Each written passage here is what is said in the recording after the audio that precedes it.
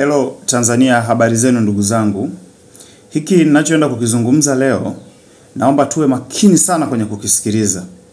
Kuna namna kitatuelimisha sisi, watu wa kawaida na vijana wenzetu ambao wanategemea kuingia kwenye uongozi na vitu vingine kama hivyo. Sasa, kama ilivyo Biblia, ina mafundisho ya watu wa zamani wengi sana, ambao tukiyaishi mafundisho yao, tutaukwepa ubaya kwa historia za wale wabaya ambao wametajwa ndani ya Biblia, na tunaenenda kwenye njia njema kama ambavyo waliishi wale watu wema waliotajwa kwenye Biblia. Hali kadhalika kwenye masahafu huko kuna wema walifanya mema, Waislamu, ndugu zetu Waislamu wanayafuata hayo mema, na waliokuwa wabaya wanayakatale mabaya kutokana tu na historia zile walizojifundisha. Sasa huko ni kwa Waarabu na kwa wazungu waliotufundisha hivi vitu. Lakini huku Afrika kuna historia za mababu zetu ambazo hizi zinatufundisha kuenenda kwenye njia njema na kutuonesha wabaya mwisho wao unapokuwa. Sasa kuna nchi moja inaitwa Liberia. Ile nchi ilitawaliwa na familia moja ambao walikuwa ni wageni. Ni watu waliotoka utumwani kurudi Liberia. Waliofika wakawa na nguvu na wakaanza kuitawala Liberia, lakini utawala wao watu hawakuupenda. Sasa pale Liberia kulikuwa kuna neema ambayo ilitokea, na kila mwaka kwenye nchi yote duniani kuna watu wema wanazaliwa na kuna mashetani yanazaliwa, ambayo wakiwa bado watoto wadogo wanaonekana ni baraka, lakini wanakuja kugundulika kuwa ni laana huko baadaye. Sasa ilikuwa ni Mei 6 kama sikosei mwaka 1951 pale Liberia alizaliwa kiumbe mmoja alikuwa anaitwa Samuel Doe. Huyu akiwa na askari wake 18 Aprili 12 mwaka 1980 hivi kama sikosei, walipindua ubalozi wa kina wale jamaa walikuwa ndo watawala kina William nani sikumbuki vizuri, Talbot kitu kama hicho, William Talbot.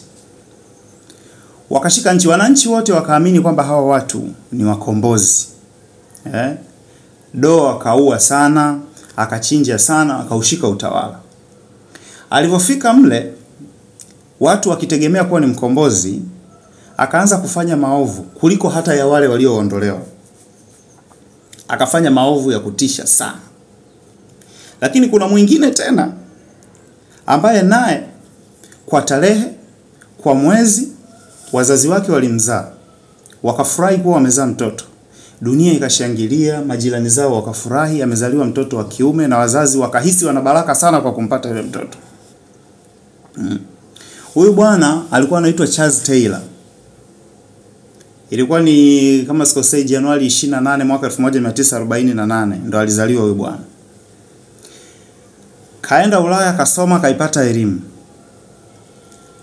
Kaja akafanya kazi na Doe, lakini baadaye akaja kugundua Doe ni mkiritimba na vitu kama hivyo, yakatokea kutokea wakakosana na Doe, naye akaamua kumpindua Doe. Doe yule ambaye alifanya mapinduzi yale alikuwa na askari wake kama 18 waliopindua, wakafanya mauaji kule, wakachinja, wakafanyaje. Naye akaja akapinduliwa, akauawa yeye na mawaziri wake na kila kitu. Yakafanyika mauaji ya kutisha. Lakini mwisho hawa watu wote wawili, Samuel Doe aliuawa kikatili kama yeye alivyoua kikatili. Yaani yeye aliua kikatili, naye akaja akauawa kikatili. Bwana Samuel Doe akauawa kwa kukatwa, kuuawa. Yaani akafa kifo cha huzuni, yaani mwisho wake haukuwa mzuri. Tunarudi kwenye ile kila anayeua kwa upanga atauawa kwa upanga. Charles Taylor naye akaishi kama alivyoishi, alivyoziona dalili za mapinduzi, akakimbia. Mwisho wa siku kizuizini, akafungwa na maisha yake yamekwenda kuishia gerezani. Naye mwisho wake ni mbaya. Sasa nataka kusema nini? Nataka kusema kitu kimoja. Na nadhani siasa hizi zina mwisho, tutafika sehemu haya mambo tutaacha kuongea, lakini tuwe tumefundishana vitu vya msingi ambavyo vitawasaidia vijana wetu na viongozi wanaoenda kuingia madarakani baada ya uchaguzi huu unaoenda kupita. Tendeni haki kwenye maisha yenu kwa sababu kuna mwisho. Akina Zitto Kabwe, itafakarini kesho ya Tanzania. Jengeni vivuli hata kama hamtakuja kukaa nyie. Oneeni huruma nyie wauaji, matumbo ya mama zenu waliowazaa.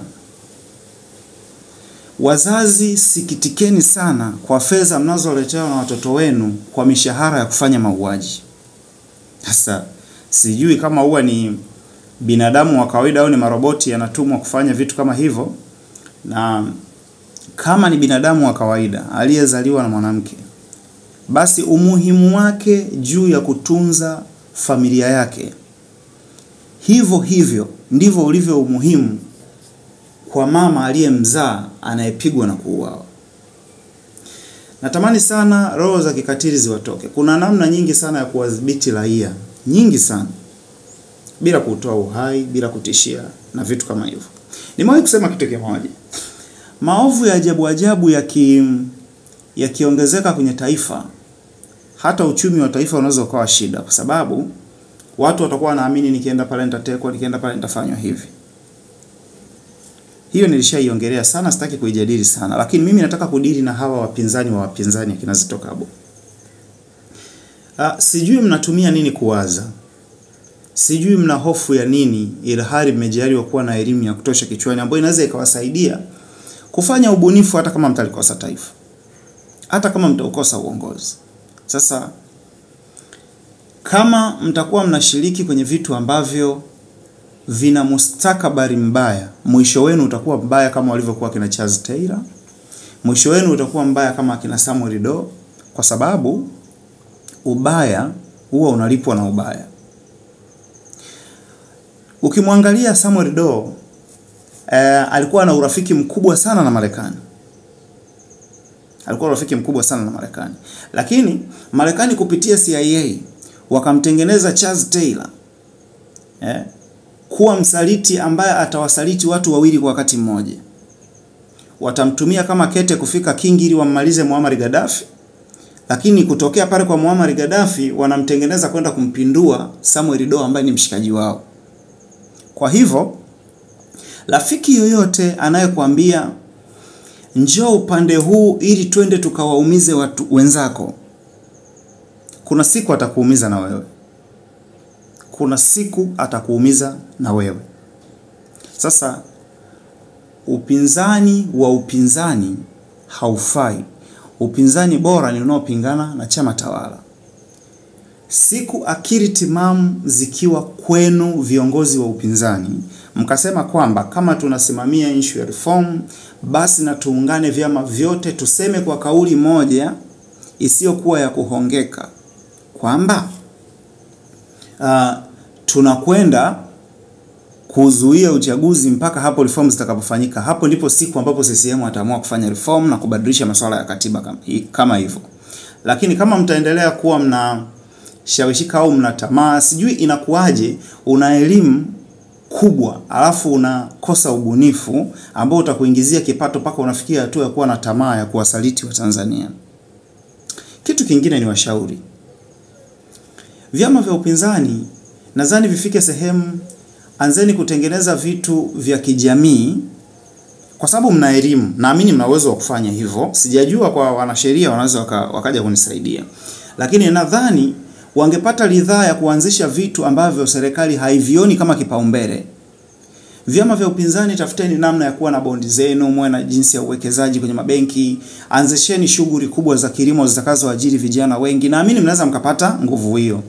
Mkishaonekana matendo yenu ni makubwa kwenye jamii, mtavutia vijana wengi kuwa upande wenu, na siku mkitamka neno no reform no elections, mamia kwa malaki na maelfu ya vijana watafanya, kwa sababu nyie kuna miradi ambayo mmeitengeneza tayari ya kawaida tu, watu wajishughulisha na kilimo, kwenye uwekezaji mdogo mdogo na vitu kama hivyo.